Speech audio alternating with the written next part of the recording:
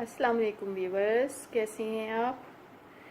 मेरी दुआ है अल्लाह पाक आप लोगों को खुश और आबाद रखे।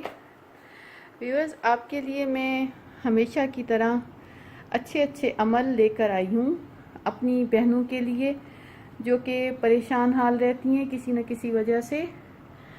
तो मैं चाहूँगी कि मेरी बहनों को कोई भी प्रॉब्लम हो, परेशानी हो, तो एक बार मुझसे ज़रूर शेयर करें। हो सकता है कि मैं आपके किसी काम आ सकूं और आपके लिए वसीला बन सकूं। व्यूअर्स, मैं अपने मुर्शिद की इजाज़त से आपको ये अमल बता रही हूँ। आप इन पर अमल करें यकीन से, मोहब्बत से। इंशाअल्लाह अल्लाह पाक इसमें ज़रूर बरकत देगा।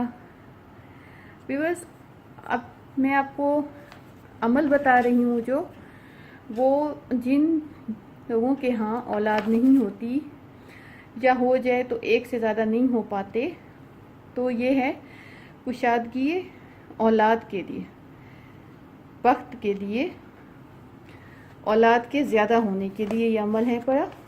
और मैं अपनी बहनों को बता रही हूँ कि कुरान करीम की सिपारा नंबर 19 सूरह मुबारका अल फुरकान की आयत नंबर 74 मतलब 74।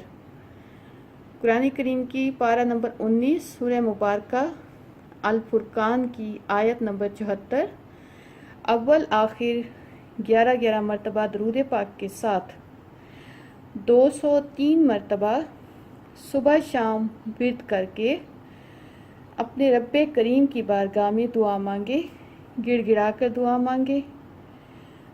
और इंशाअल्लाह अल्लाह पाक अपने बंदों की दुआ रद्द नहीं करता, और ख़ास तौर पर जब उसके कुरान का वसीला दिया जाए, उसकी बताई हुई सूरतें पढ़ी जाएं।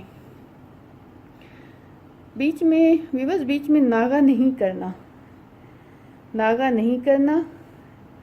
अगर कोई नागा हो जाए तो परवाह नहीं, लेकिन कोशिश करें कि ज़्यादा नागी ना हो। इसके साथ ही इजाज़त चाहती हूँ व्यूअर्स। जज़ाकिल्लाह, अल्लाह हाफिज़।